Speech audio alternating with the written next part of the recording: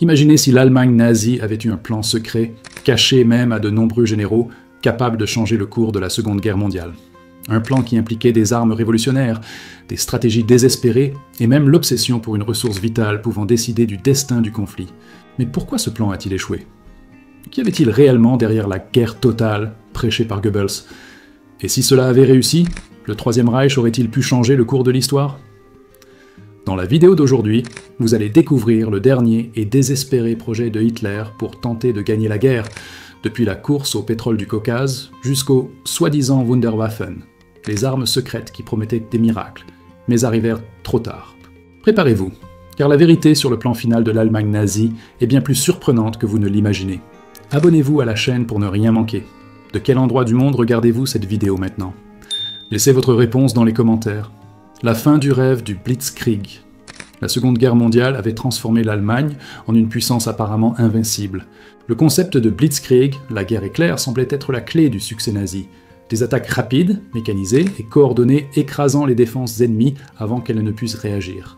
Cependant, l'avancée fulgurante qui avait marqué les premières années de la guerre commença à rencontrer ses limites avec la bataille de Stalingrad. La ville soviétique devint le symbole du premier grand échec allemand, un tournant qui brisa l'illusion d'invincibilité et révéla la vulnérabilité du Reich. Des milliers de soldats, épuisés et affamés, étaient capturés ou mouraient dans les rues gelées, enterrant le rêve de domination orientale sous la neige et la destruction.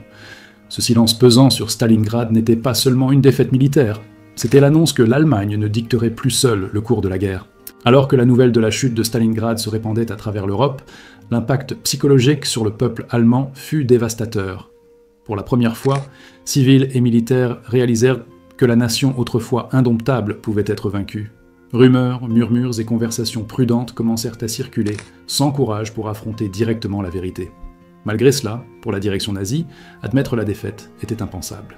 Hitler et ses généraux refusèrent de reconnaître que l'élan initial du Blitzkrieg s'était épuisé, et la nécessité de maintenir le moral transforma le désespoir en propagande et manipulation. Chaque pas du Reich, à partir de ce moment, serait marqué par l'équilibre entre illusion et réalité, un effort désespéré pour faire croire à la population que la victoire était encore possible. Dans ce contexte, Joseph Goebbels émergea comme l'architecte de l'espoir fabriqué. Connu pour transformer les illusions en réalité aux yeux de l'opinion publique, il saisit le moment post-Stalingrad pour prononcer son célèbre discours de la guerre totale, au Sportpalast de Berlin.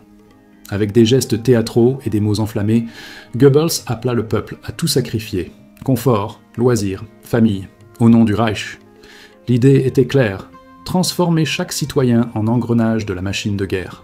Le public, soigneusement sélectionné et répété, répondit par des applaudissements tonitruants. Mais la vérité derrière le spectacle était sombre. L'Allemagne n'avait plus de réserves stratégiques significatives. Ses armées étaient surchargées, et les ennemis se multipliaient chaque jour. L'appel à la guerre totale ne mobilisa pas seulement la société allemande, il révéla également le désespoir stratégique du Reich. Chaque ressource disponible fut redirigée vers le front. Hommes âgés et adolescents furent envoyés dans des unités auxiliaires, tandis que les femmes travaillaient sans relâche dans les usines et ateliers. Les biens de luxe disparurent des rues, et la vie quotidienne se réduisit à une routine de sacrifices et de production incessante. Les territoires occupés étaient exploités au maximum, et la résistance croissait dans l'ombre, forçant des déplacements constants de troupes et accentuant l'épuisement des forces allemandes. L'illusion de contrôle absolu s'effondrait, mais Goebbels parvenait à la maintenir vivante dans les cœurs et les esprits de la population. Même au sein de l'armée, la tension était palpable. Les officiers expérimentés avertissaient de l'épuisement des troupes, de la fragilité des lignes de ravitaillement et de l'impossibilité de soutenir des offensives prolongées sans renforts adéquats. Hitler, cependant, ignorait les conseils et insistait pour qu'une nouvelle attaque audacieuse puisse récupérer l'initiative perdue. La défaite à Stalingrad n'avait pas seulement détruit la confiance dans les stratégies précédentes, elle força également le Reich à chercher des solutions extrêmes, une combinaison de propagande, de sacrifice total et de plans audacieux, donnant naissance à ce que l'on appelle le plan final de l'Allemagne pour gagner la guerre. Stalingrad n'était pas seulement une ville, c'était le point où le rêve du Blitzkrieg se brisait et où l'Allemagne commençait sa trajectoire de désespoir et d'innovation désespérée. La société transformée en armes. Avec l'appel de Goebbels à la guerre totale, l'Allemagne entama une transformation profonde et radicale de toute la société, convertissant chaque citoyen en composant de la machine de guerre nazie. Les hommes jugés trop âgés pour le service militaire et les garçons encore en âge scolaire furent incorporés à des unités de travail, renforçant la logistique et la défense du Reich. Les femmes, auparavant confinées au foyer, occupèrent les usines, ateliers et centres de production d'armes, devenant des éléments essentiels au maintien du front. Chaque ressource, chaque main disponible, chaque centimètre d'énergie productive fut redirigé pour soutenir l'effort militaire, laissant la population civile soumise à des journées épuisantes et à une routine marquée par le sacrifice absolu. L'impact sur la vie quotidienne fut dévastateur, le luxe disparut des vitrines, les biens essentiels furent rationnés, et même le divertissement et la culture furent modelés pour soutenir la propagande du régime. Films et journaux montraient tous des travailleurs heureux, de jeunes soldats marchant avec fierté, et des mères fières en voyant leurs enfants à la guerre, mais la réalité était dure. Files interminables pour se nourrir, villes marquées par les bombardements et peur constante de l'avenir. Ce que Goebbels appelait héroïsme et unité nationale n'était en pratique que le résultat de la peur, de la manipulation et de la privation, avec des millions de personnes vivant à la limite entre survie et épuisement. De plus, les territoires occupés furent exploités de manière brutale. Grains, charbon, pétrole et main-d'œuvre étaient systématiquement extraits pour alimenter la machine de guerre, laissant famine, destruction et ressentiment parmi les populations locales. La résistance commença à fleurir dans plusieurs régions, forçant le Reich à détourner des troupes pour maintenir l'ordre interne, drainant encore plus ses forces des fronts de combat. Le scénario révélait que l'Allemagne ne combattait pas seulement des ennemis extérieurs, mais aussi une réalité qui échappait au contrôle de ses dirigeants. Au sein des forces armées, la situation était également critique. Officiers expérimentés avertissaient de l'épuisement des troupes, de la fragilité des lignes de ravitaillement et de l'impossibilité de soutenir des offensives prolongées sans renforts adéquats. Malgré cela, Hitler conservait une vision obsessionnelle selon laquelle la force de volonté et des coups stratégiques audacieux pourraient donc surmonter tout obstacle. Cette mentalité détermina que le Reich continue à s'étendre en ressources et territoires, même lorsque sa capacité de résistance diminuait chaque jour. Ainsi, la guerre totale n'était pas seulement un concept social, mais une stratégie désespérée qui modèlerait tous les mouvements suivants du plan final allemand. Le résultat de cette transformation était ambivalent, tandis que la propagande et le contrôle renforcèrent la perception de force et d'unité, l'Allemagne était plus fragile que jamais. La population épuisée, les ressources rares et la résistance croissante créaient un environnement de tension et d'instabilité menaçant de corrompre la capacité du Reich à soutenir tout plan audacieux. Pourtant, même face à ce scénario critique, Hitler et ses généraux continuaient à rêver de solutions miraculeuses, d'armes secrètes et d'offensives audacieuses, croyant encore possible de renverser le cours de la guerre. La société transformée en armes était le premier pas du plan final, une expérience désespérée tentant de modeler la réalité par la force de l'idéologie et de l'obsession pour la victoire. Le rêve du pétrole. Au cœur du plan final de l'Allemagne se trouvait une ressource pouvant déterminer le destin de la guerre, le pétrole. Chaque char, avion et camion dépendaient de ce carburant vital, et les réserves du Reich s'épuisaient rapidement. Hitler comprit que, sans garantir de nouveaux approvisionnements, ses forces mécanisées seraient paralysées, rendant toute offensive impossible. Ainsi naquit l'ambitieux plan bleu, Fallblau, une offensive visant à conquérir les riches champs de pétrole du Caucase, principalement à Bakou, garantissant une énergie suffisante pour maintenir la guerre, tout en paralysant la capacité industrielle soviétique. Le succès de ce plan était perçu comme le dernier souffle de l'Allemagne, la chance de renverser la situation avant que les alliés occidentaux et l'armée rouge n'écrasent le Reich. Au début, l'offensive semblait fonctionner. Les troupes allemandes avancèrent rapidement dans le sud de la Russie, prenant des villes clés et pénétrant des territoires stratégiques. La propagande à Berlin peignait un tableau de victoire inévitable. Colonnes de chars défilant, soldats marchant avec confiance et territoires soviétiques semblant céder à la vitesse et à la discipline allemande. Cependant, plus elles avançaient, plus leurs lignes de ravitaillement devenaient vulnérables. Les routes s'étendaient mais sur des centaines de kilomètres de territoires hostiles, et les soviétiques adoptaient des tactiques de terre brûlée, détruisant puits de pétrole, voies de ferrées et approvisionnement avant de se replier, laissant les Allemands affamés en carburant et incapables de soutenir le rythme de l'offensive. À mesure que l'été avançait, les défis logistiques commencèrent à miner l'élan de l'offensive. Le terrain montagneux du Caucase s'avéra inadapté à la guerre mécanisée, et la chaleur des steppes céda à la froideur de l'automne, compliquant encore davantage le déplacement des troupes et des fournitures.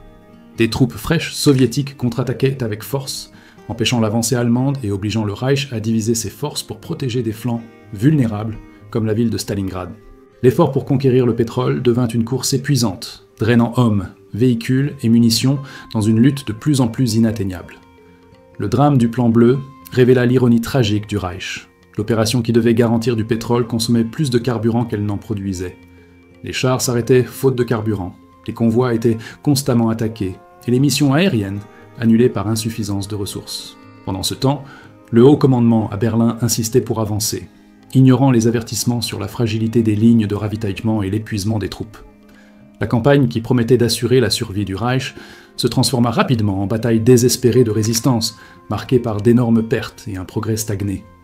Finalement, le plan bleu échoua dans son objectif principal, et ses conséquences furent dévastatrices. Le Reich n'obtint pas le pétrole et affaiblit ses forces sur tous les autres théâtres de guerre, créant une opportunité parfaite pour l'armée rouge de lancer des contre-offensives décisives. La course au carburant devint le symbole du désespoir allemand. Un pari gigantesque qui épuisait ressources, vies et initiatives stratégiques. À partir de ce moment, tout espoir de victoire dépendait de facteurs externes, d'innovation technologique et d'armes secrètes. Le prochain chapitre du plan final de l'Allemagne serait marqué par l'obsession d'Hitler pour les miracles militaires. Avec l'échec du plan bleu et la perte de l'initiative sur le front de l'Est, Hitler se tourna vers le seul espoir qu'il croyait encore pouvoir sauver le Reich, la technologie.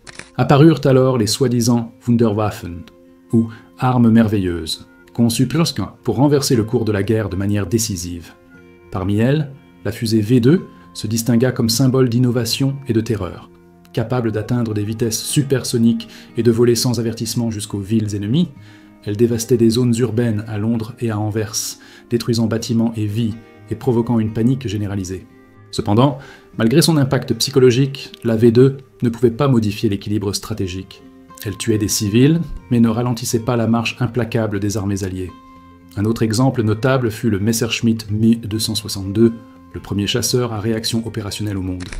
Rapidement supérieur à tout appareil allié, sa vitesse et sa maniabilité auraient pu garantir la suprématie aérienne s'il avait été utilisé correctement. Pourtant, la production limitée et l'insistance d'Hitler à l'utiliser comme bombardier compromirent son potentiel. Le résultat fut que, malgré sa supériorité technique, le Me-262 ne réussit pas à changer le cours de la guerre aérienne, démontrant qu'une innovation sans stratégie ne garantit pas la victoire. Au sol, l'ingénierie allemande cherchait à créer des monstres capables d'écraser toute résistance. Le char Maus était une forteresse mobile, recouverte d'un blindage presque impénétrable, capable de résister à toute attaque alliée. Cependant, sa grandeur devint sa faiblesse. Lent, trop lourd pour traverser les ponts et impossible à produire en masse, il devint plus un symbole d'ambition démesurée qu'une arme pratique. Chaque exemplaire consommait des ressources qui auraient pu être appliquées plus efficacement sur les lignes de front, reflétant le désespoir stratégique du Reich. Même certaines armes au concept réussi, comme le Sturmgewehr 44, n'eurent pas d'impact décisif sur le cours de la guerre. Considéré comme le premier fusil d'assaut moderne, il offrait aux soldats allemands une portée et une cadence de tir inédites, rendant le combat plus efficace. Mais sa production limitée et sa distribution tardive empêchèrent un effet à grande échelle. Les Wunderwaffen, aussi impressionnantes soient-elles en théorie, ne compensaient pas l'effondrement logistique et stratégique que le Reich affrontait sur tous les fronts. En fin de compte, les armes miraculeuses devinrent plus que de simples outils de combat. Elles étaient le symbole de l'espoir désespéré d'Hitler et de la direction nazie, croyant que même face à la défaite imminente, l'ingéniosité allemande pouvait surpasser la force brute des Alliés. Civils et soldats s'accrochaient à la promesse d'une victoire technologique, mais la réalité montrait que chaque projet consommait des ressources précieuses, détournant attention et force des batailles essentielles. Les Wunderwaffen représentaient le dernier pari d'un régime au bord de l'effondrement, tentant de transformer l'innovation en salut, alors que, en réalité, le destin était déjà scellé, le dernier acte. À mesure que l'hiver de 1944 avançait, il devenait évident que le Reich était dans son acte final.